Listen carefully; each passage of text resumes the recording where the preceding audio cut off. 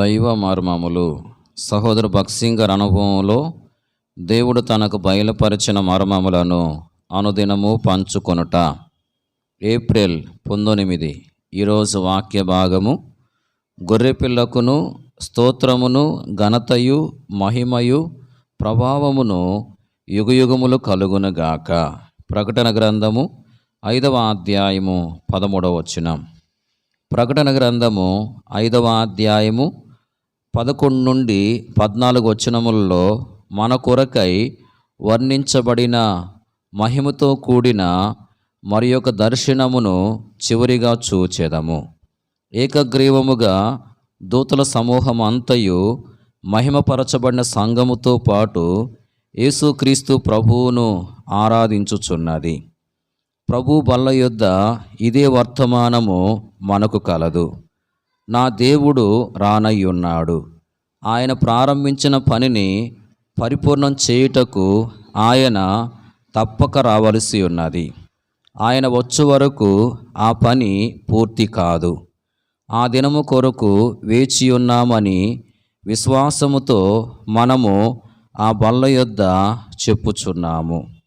మనం ఆయన్ను పోలి ఉండి ఆయనతో ఏలుటకు ఆరంభించు ఆ దినము ఎంత అద్భుతకరమైన దినము. ఎఫెసీ 3వ అధ్యాయము 18-19 వచనముల్లో ఏకంగా ఉండుట ఎంత ప్రాముఖ్యమో మీరు గమనించవలనని కోరుచున్నాను.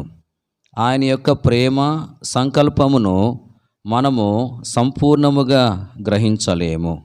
మీరు దేవుని సంపూర్ణత యందు పూర్ణులగునట్లుగా ప్రేమయందు వేరుపారి స్థిరపడి సమస్త పరిశుద్ధులతో కూడా దాని వెడల్పు పొడుగు లోతు ఎత్తు ఎంతో గ్రహించుకొనుటకును జ్ఞానమునకు మించిన క్రీస్తు ప్రేమను తెలుసుకొనుటకును విశ్వాసులందరి సహాయము మనకు అవసరము.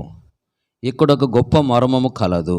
ఒకే కుటుంబముగా మనము సమకూడినప్పుడు అధికమైన ప్రేమ, పరిపూర్ణమైన ప్రేమ కనబడును. ఈ కుటుంబములో యూదుడని హెల్లేనీయుడని భేదముండదు.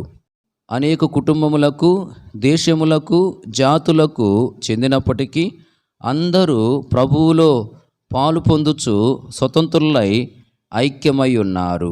ఆయన్ను ఆరాధించుటకు వెళ్ళుదుము. ఆమేన్. Praise the lord.